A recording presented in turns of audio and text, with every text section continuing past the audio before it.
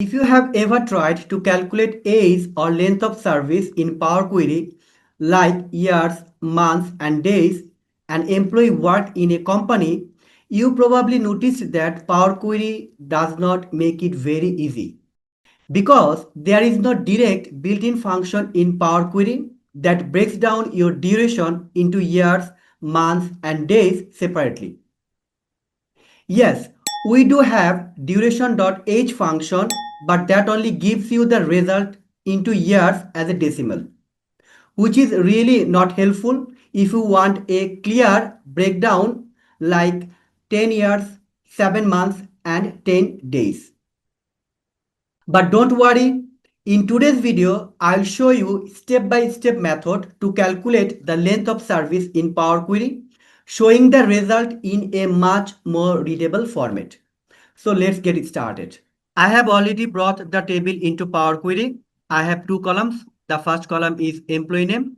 Second column is joining date. At the beginning, I will change the data type. So I'll select both the columns.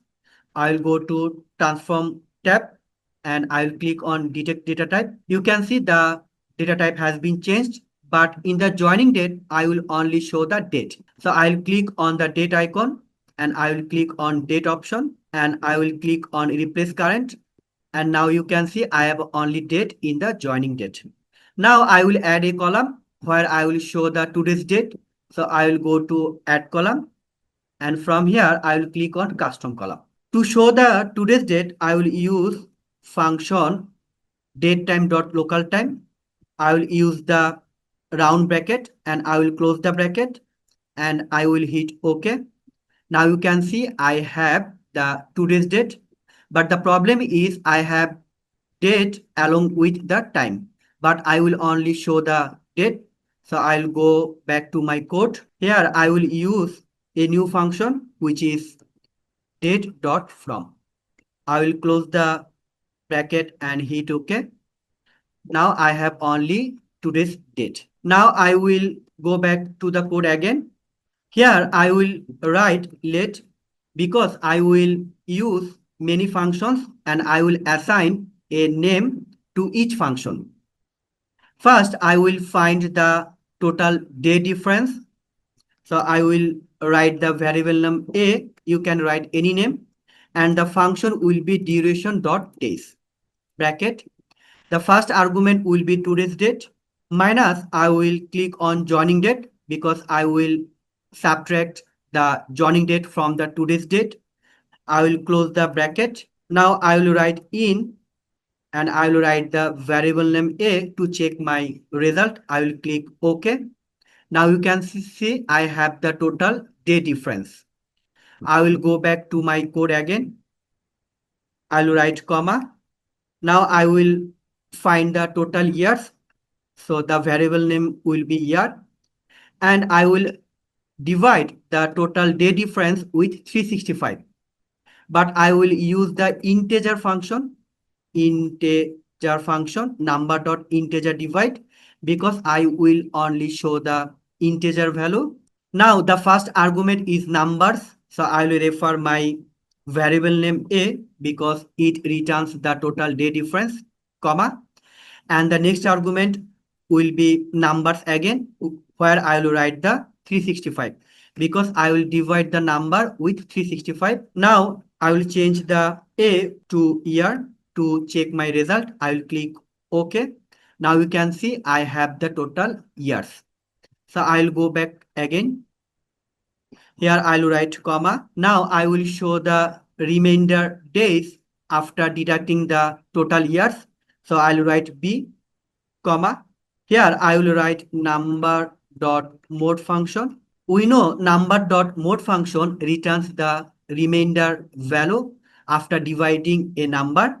So the number will be a where I have the total day difference, comma. And the next argument is divisor where I will write the 365. So it will divide the total days with 365 and shows the result leftover date. I will hit OK. Now you can see I have the leftover days after dividing the 365. So I will go back to my code again. Now I will write comma.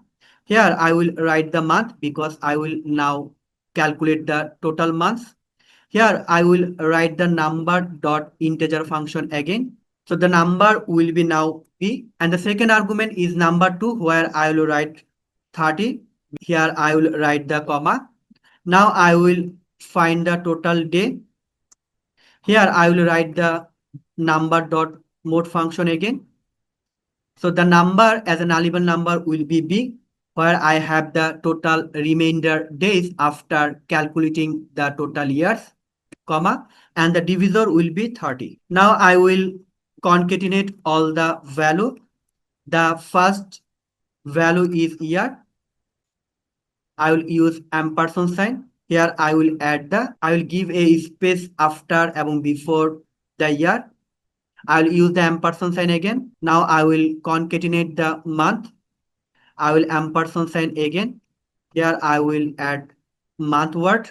Again, I will give space before and after month. I will use the ampersand sign again. Now I will refer the day. I will use the ampersand sign again to combine the day. Now I will click OK, but you can see I have error. If I click on the blank space, now you can see we cannot apply operator ampersand to types number and text. Here I have the number and text. Year is the total year number, month is the total month number, and day is the total day number. So now I will transform the number into text. So I'll use the text dot from function. I will close the bracket. Here I will also use the text dot from function. I will close the bracket. Here I will also use the text dot from function and close the bracket. Now I will click OK. Now you can see I have my expected result. One thing you must keep in mind, I have ignored the leap year and months are fixed at 30 days. I hope you will find this video helpful. See you in the next video. Thank you.